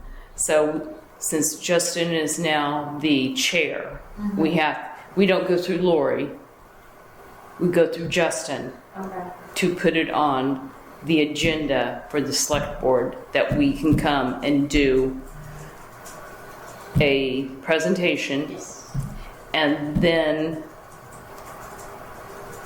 it goes through. Okay. The one thing that we might want to add in now is, so Don Myers is now our liaison to the select board. We never had a liaison for conservation, and I had a very good meeting with her for an hour and a half. We met for an hour and a half. And so we might want to, just because she's a liaison, sort of have a quick meeting with her. Here's how we'll revise based on XYZ. Show her, and she can help when we present to the select board. Yeah, the problem with that is the select board seems to have a meeting every time we have a meeting. Yeah. Ask Eric. Yes, we haven't seen Eric in months. Yes. So, except for tonight when he got rescheduled for tomorrow night. So, that's the thing. We can So- set a separate one though. Yeah, we could do Thursday or something. They've had meetings on Thursdays before. so yeah, we could do something here at Town Hall. I mean, I have the fob to get in, and we could do something. Just to But- keep her in the loop. Yep. Yeah, Kind of where we are. kind of a preview. Yeah. Before we. So she can be forward. our Yes. liaison. Yes, truly. Okay, yeah, that makes a lot of sense. And then with the bylaw study committee, same thing. If we're able to, I'd like us to appear at that meeting this time. As you said, we need to provide written copies. Do we have a list of who's on the I think it's changed a little bit. with the new? Yeah, when John Gould wasn't on it. Is Richard Rosen still on? The bylaw study committee? I think he resigned. Okay. So at some point, in the next couple meetings, not next time, just give us a list of who's on it so we know. I think any meetings we can have. And I was gonna think of something else, but now I can't remember what it was. Okay, so it must not been that important as they say, so, okay. Okay, but in terms of, sorry, just with timelines, so I don't, you said have the bylaw, the revised bylaws ready to go by the end of July. Yes, so that gives us, how many meetings? 6? No, not 6. So What's it do? Yeah. it gives us 2. But we could always come, like Erica said, we could have a meeting like on a Thursday or something And just do this. this. Yeah, because I think we're all, I mean, personally, I'm tired by the time we. Yes, by the time, We yes. need a little bit there too. Yes, and just so you know, the first, our next meeting will be July 7th, and then the following one is July 21st. So gives us, that might be pushing it, so at our next, on the 7th, we can decide to double up, or do, on a 2 in a week, or the Tuesday and then the next week a Thursday, something like that, to get us some extra time. Just for sort of what might come up, so Rye Hill is coming up to the zoning board, so it won't be long before it's coming back to conservation. Yep. Oh, okay, yeah. Yeah. So, I mean, I agree with you. I think maybe to get through this, maybe we do need 2 meetings. And one, because, we got pulled away with this Rose Way stuff tonight, so that cut in the time. But we need to have some time to just dedicate. Yeah. to it. So maybe 2 meetings, Okay. in the next couple of weeks. That's fine, yeah, works for me. And maybe tonight, because I know, we did get waylaid, it's past 9 o'clock, and I'll probably be tired. Yeah. Let me just explain the RA, and if you guys can walk away Yeah. a little bit of homework. So the way that it works is, so like I said, I took from the use restrictions, that's in the activity code. I then broke it down into individual activities that play into that particular use restriction. And what is the impact if things go wrong, or if you don't follow the bylaw as we have written. So it could be, what happens with wildlife, what happens to the soil, that's under here. So failure mode, what's the effect if you don't have erosion control and you don't do your grading right. And based on that, based on the failure effect, you come up with a severity, with 5 being the worst, 3 being medium, 1 being, and 1 being low. And then the other thing I did is, okay, what do we already have for controls in town? So we're planning on putting it in our bylaws, but is there anything else in town that's already covered it? So I actually went through the zoning, the entire book, and I looked for references for some of the things that we have. I hope you drank a lot of coffee. A booze. Okay. No, Either way, So- whatever. So the reality is, what I found is that the zoning codes does address some of what we're talking about. It doesn't specifically say wetlands, but at least it does talk about like erosion control. You gotta make sure you have erosion control. But then there's an example, so prevention controls. So what are the things that we do that prevent failure of erosion control or not having erosion control? So that's what this is. What are the things that we do from a process perspective for current town controls that give us a sense that, hey, you know what? It's really not that big a deal because we're already looking for it, or we already have something in place to prevent it.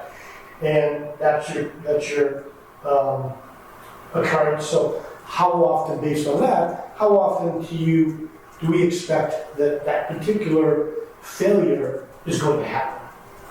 With 5 again being the most frequent, it's right here on that page. Frequent, greater than 6% of the time, 5% of the time, and less than 1% of the time. And they're given numbers, they're given a score. And then the next is, okay, so you've got prevention, but then how do you detect it? So are you doing things like routine inspections? Are there ways that we know, well, you know what, it failed, we didn't do a good job with erosion control? How we finding that out? So a lot of it does rely on routine site inspections. And again, so the detection, is that a good thing or is it a bad thing? If it's a higher number, obviously it's a bad thing. And then you come up with a total risk number. That's this one. And the yellows, so the yellows, if it's green, it's a low risk. So we don't really have to worry about it. It's covered through prevention control measures, and we have adequate detection controls. So low risk is accepted. The yellows, I didn't fill in whether or not whether we feel comfortable accepting them. And maybe we do. Maybe we say we're okay with it, but we consider it a low just based on prevention controls. So we do need to fill that piece in. And then when there's multiples like this particular one for all construction, there's like 5 of them. It becomes an average of the 5 RPMs. And that tells us whether or not, if it's red, we probably wanted it in the bylaws because there's no other controls, there's not good prevention measures, and there's probably not good detection as well. Does that make sense? So there's a couple where I couldn't fill out because, like this one, I didn't know. And it was something that I might have asked a long time ago when I first started. You're doing grading, you're bringing material into the land. We say you're supposed to use clean fill. You remember I asked this, how do you know it's clean? Is there soil testing that's done? Probably not. And I think that was the answer, but how do you know it's clean? How do we know we're not bringing contaminated material onto the site, the contractors? So I left it blank because I didn't have an answer for that one, and there's no controls in town.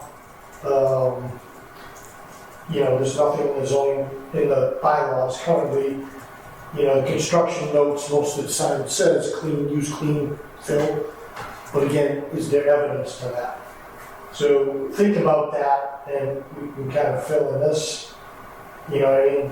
Yeah, because like when we went into Constitution Circle, and remember, I can't remember if you were there before when it was like this, the backyard, or after they. Yes, I was. And then when they did the fill, and when we walked through, there were little rocks throughout. I mean, that got through whatever the screening, you know. I presume they use, you know, the screens that go shake back and forth like that. But there were quite a few. I mean, I couldn't tell them. It's like, you don't have clean fill, because clean fill specifically doesn't say no rocks. Clean would be no debris, no glass, things like that. But And it's interesting you say that because the Whitman Middle School, when they did the original construction, it had glass. There was glass in the fill. Really? Yeah, kids used to buy it. So, well, so this isn't. So when we were doing clean the, you know, turning over the garden and everything in my backyard. yeah. I found a beer bottle Uh, like that, and it was dark, and it's like, well, we don't throw beer bottles in our backyard, and especially where I'm walking barefoot, and it's like, yeah, so we've lived there for 20 years, and yeah, things just, It surfaces. yeah, it's bizarre. It's like gravity. Where's Rocks things keep going up? Working their way to the top. You have a garden. Right. Next year you'll have rocks in your garden. Yes, Because everything comes up. which makes no and, sense. And I'm not suggesting that we borrow problems either, you know, so maybe something like this with clean fill, a lot of times they'll have it on their construction drawings, but maybe in our SOP for doing a site plan review, maybe that's a question that gets asked, and we define what do you mean by clean fill? What does Yeah, that mean? and where are you getting it from? Where are you getting it from? So when you look at this first one, the reality is, just to give you an example, so when you look at this first one, I kind of did the math already on just these four alone. It brings it up to a risk number of 12, which would be green. You don't need it in the bylaws. But we could put some elements of that into the SOP. And we don't need to put it in the bylaws. There's enough controls already on there. Just a little piece about, you know, the clean fill, what does that mean? And we may need to deal with. And, you know, anything that we find up here we want to add in. I think, you know. So it kind of works the same way, all the way. And just, you know, I'll scroll through and let's find ones that at least in my determination, the risk was high. So we're looking for red. So light pollution. This one's going to surprise you because it surprised me as well too. I kind of did because you guys know I've talked about light. What kind of lights do you have? And the reality is, there's a lot of literature out there for disruption of amphibians and insects and birds as well too, because birds go to light. It interrupts the food web. There's a lot. We do have, and that's why, based on having lights that are unshielded and, you know, directed towards the wetlands, birds can fly miles because they see the lights at night and they go there and it makes them tired and blah, blah, blah, blah, blah. So there's a lot of documentation on that. But so that scenario is a 5, and then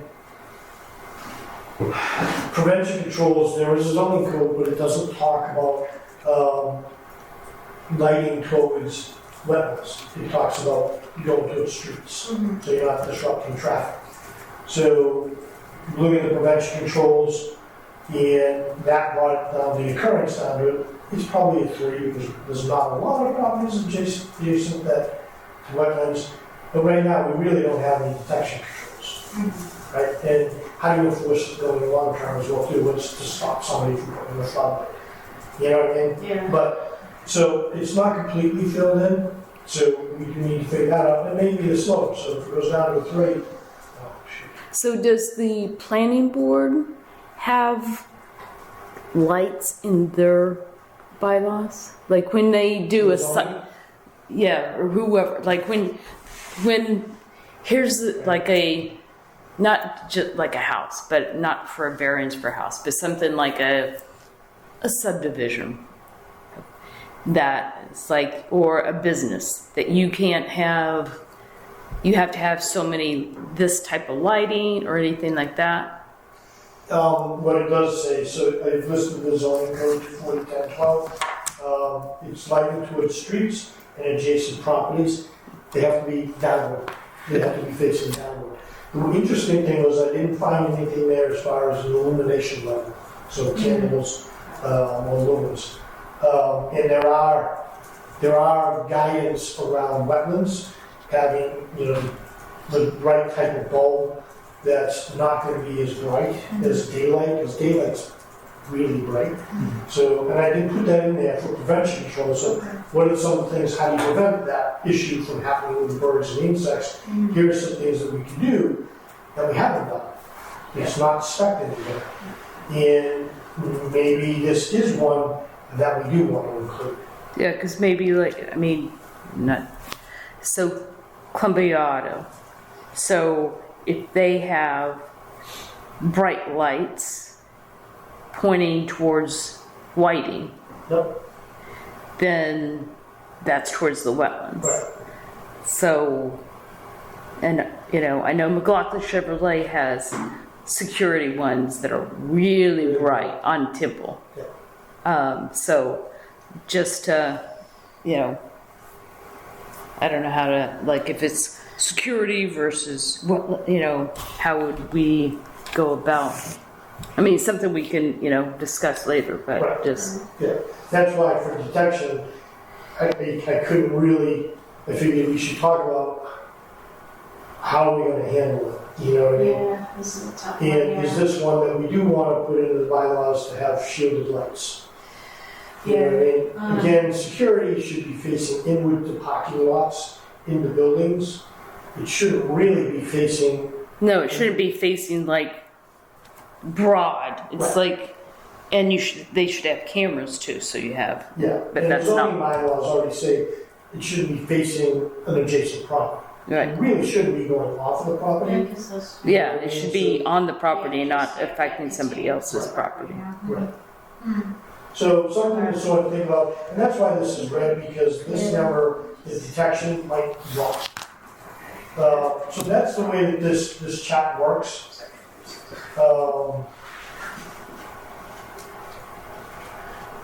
One that I think we do want to leave in there, and it's interesting because I had a conversation with DEP, fertilizers, herbicides, and pesticides. Huge impact in using those two items, especially fertilizers, which I was surprised. You can kill one. Oh yeah. So And it's all listed here on the failure mode and the effect of using fertilizer. And because they were a little bit different, because each one affects different species, I broke it into pesticides, herbicides, and fertilizers. But I think really when we look at it, that's one that we should include in the bylaw. Did Steve have a problem with that? No, I mentioned it to, we were talking about. No, I mean, but I didn't know if that was one of the things No, that we had the done. whole use table. So Yeah, with the fertilizer, so in the bylaw, because we do address that currently, like in order of conditions, Right. consistently. Yeah. Would we basically I'm sorry, Ed, I can't see it from here, and I will look at this in more detail, but would we kind of mirror what we put in the order of conditions into the bylaw? Like, I think it's a good idea because not everybody gets an order of conditions, and you want something that's enforceable, and prove that we do this consistently. consistent. okay, yeah. All right, that makes sense. Yeah. It's not bad that it's ordered in the order of conditions, but just So trying what to part educate is the that? public too, So I can review that. It's not in the bylaws yet. This is just something that Ed's recommending as a result of his risk assessment. Did we say anything about fertilizer? Oh, we didn't last I time? don't think so. Let me just. Yeah, I thought we did. Use restrictions. Oh, it It's is? in there, yeah. What number? Oh, it's. Ed, how can you detect that? here it is. It's, this is page. If someone, that's a great question. What? If someone's 11. fertilizing their yard and it goes into the wetlands, how can you detect it? The detection, that's why protection is applied, because there is no detection Minor until these Minor. events are observed. And by then, Okay. you've ruined your wetlands. I'm sure. Minor activities. What Yeah, about and the stuff that put out, they put on the lawn, crabgrass control? That's, Herbicides. it's not good. Yeah, so it's in this. It's Okay. not good for pets, it's not good for, Okay, wildlife. so there is one, There are approved herbicides. and then there's another, hold on. And there are laws, which I did list, that, like the Mass Rights of Way Vegetation Management Farming. regulates the use of. We do allow it related to farming, so this yeah. was the exception, Pesticides so and you can, herbicides too, along the rail utility line. So they're exempt. If we go through that, we have to approve it for the MBTA. They go and they spray herbicide and pesticides on the MBTA, each train actually. Right. I want to ride on the train if I do that. That's a good point. So I think that is one that we're going to want to Yeah, we can revisit that. do that. And this is a lot of work. It has, but it's been fun, you know, it's been, The average person probably would want to look at that, as opposed to by, at least this, the rationale yeah. is here. Some people may not, maybe they don't want to look at it, but it shows due diligence for us. That we're not just picking stuff because we want it.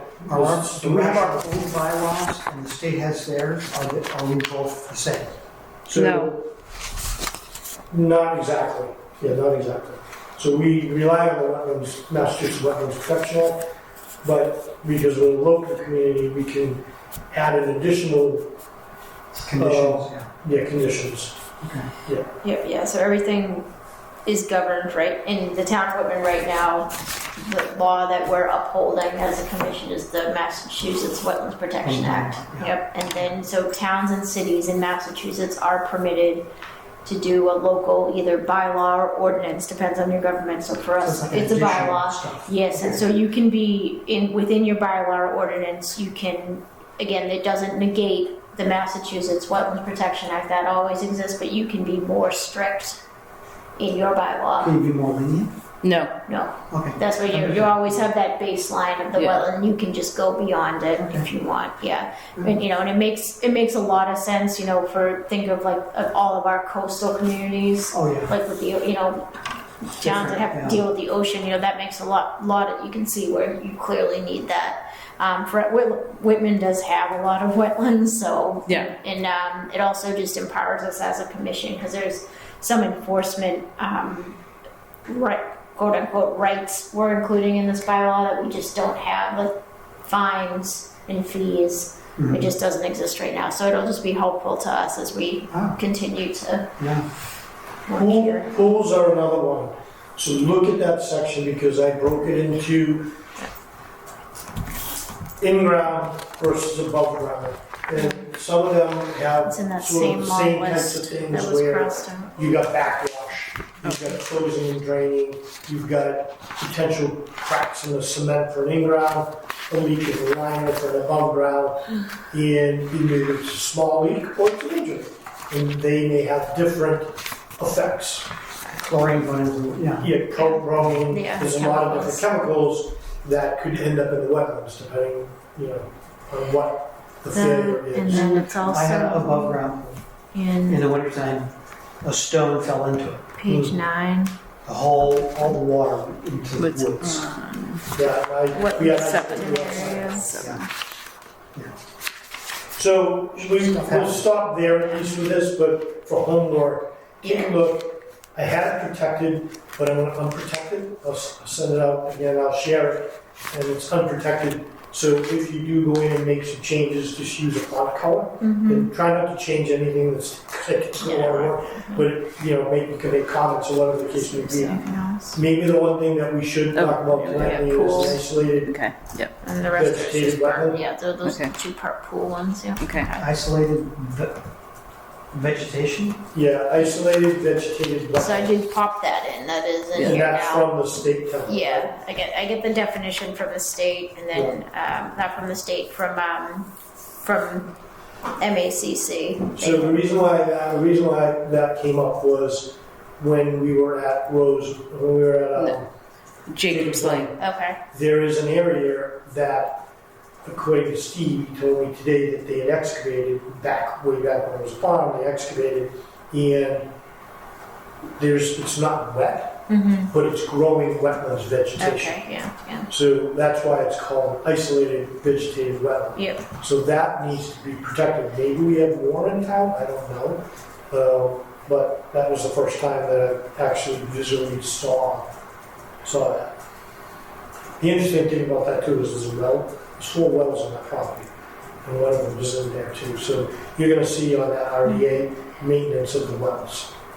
So, just Restrictions with wells? in the wetland, or? No, just in general, in town. Do you have? We don't have any wells in town. I mean, people have private wells for their own houses, but not municipal wells. But those ones aren't active. They were drilled a long time ago, but they're not being used yet. Anyone can make it dig a well, right? They want to make sure you can. Yeah. Depends how deep you gotta go because you're gonna pay. Try. Yeah. Yeah, I have a well, so. Yeah. So does that make sense? Is everybody clear on Yeah. how that works? Yeah, thanks for doing this, Yeah. All right, I'll share the link to it. I'll put it up in Google, Okay. and then we can kind of work through it. Yep. And, yeah. Okay. Very good. All right, it is now 9:37. We are adjourned.